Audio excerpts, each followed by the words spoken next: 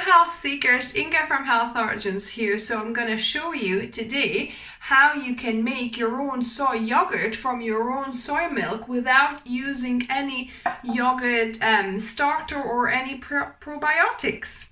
So let's begin. So first of all, we're going to need to make some soy milk, but the main thing here is that we're gonna want to use some of this soybean soak water as our yogurt starter. So I've been soaking these beans overnight and actually through the day too in the fridge. But you know, overnight is plenty of time. You want it obviously for all the beans to be plump. And I washed my beans before I put the soak water in. So this is kind of clean soaking water. So I'm gonna put 2 tablespoons of this into my container, and this is gonna be our yogurt starter. Actually, I'll put 3. 2 to 3 tablespoons should be enough. And now we're gonna proceed to make the soy milk. So by the way, this is half a cup of dry soybeans that expanded. So I'm going to be making it with my Soyabella. You could make it in like cheesecloth or nut milk bag method. You know, I'll link above and down below how to do that, and also, you know, my video on how you can make it with Soyabella. But basically Soyabella comes with this handy little pre-measure cup. So that's about half a cup I measured, normal kind of measurements, and that's how much obviously beans you end up with once it expands. So what I'm going to do, I'm going to drain these beans into my Soyabella little kind of film container. So just to drain the water out, you could use a normal sieve obviously. So now my beans are drained. So if you're using a normal kind of blender and nut milk bag method, you would put these in a in your blender, pour a liter of boiling water and whiz it up for a minute or 2 until, you know, the white liquid separates, and then you would squeeze it out of the bag and then heat the milk for 15-20 minutes.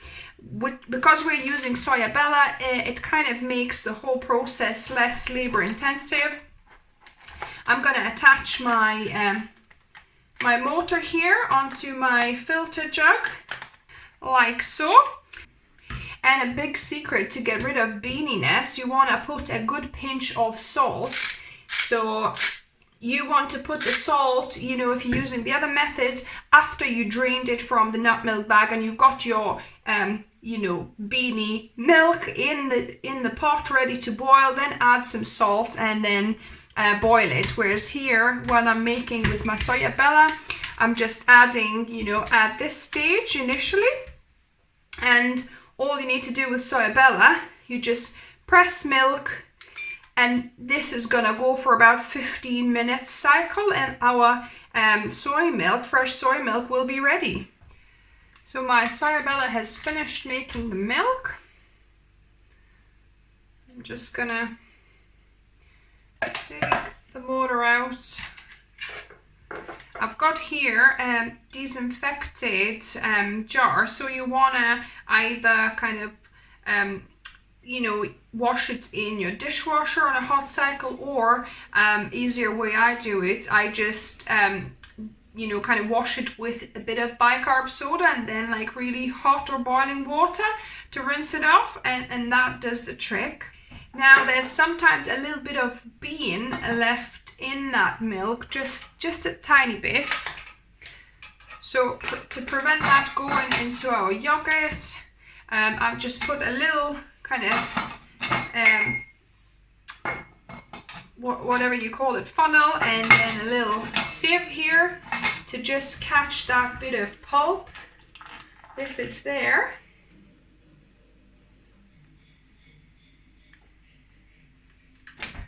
So just, there's not actually a lot in this one. So just take this out. And this is a little bit too full for my liking, so I think I'll have to take a couple of tablespoons out or so, just so that we could, you know, have a space for our Rejuvilac or our yogurt starter in here. Just take a few tablespoons off. So now we need to wait until this milk gets to 40 degrees. So I'm gonna just attach my thermometer, and at the minute, if you can see, it's showing around like 90 degrees or so. So we definitely want to keep it until it's around where that red indicates, around 40 degrees. And the resulting soybean pulp is called okara, so don't chuck it away. You can make so many amazing recipes with it. I'll link to my playlist of okara recipes above and down below for you. So this temperature has dropped to about 35 degrees now, which is fine, as long as it's below 40, and it has formed a skin on here. So I'm going to just take that off. You could use that in your Chinese egg drop type things, you know, if you've got that skin, mix it with your rice. So now what I'm going to do, I'm going to pour our Rejuvilac, or our kind of starter, if you like, into my soy milk, mix it up. People say don't use metal utensils, use wooden stuff. I don't know, I haven't seen much difference, but you can use, you know, like a silicone spatula or a wooden spoon if you don't want to use metal. And I've got here a bit of muslin cloth, so I'm going to just cover it, and a rubber band. And now you could either leave this at room temperature if you don't have a dehydrator, but I've got a dehydrator, so I'm going to set it for 40 degrees, which is ideal yogurt temperature, and I'm putting it in for, you know, 8 to 12 hours. Yeah, and our yogurt should be ready. So my yogurt has set for about 16 hours actually, and the dehydrator was 12 hours on the temperature, and then it kind of stayed until I'm ready to dish it out. So let's have a look. So if you see, it's nice and solid. So see what we've got. Perfect. Look how,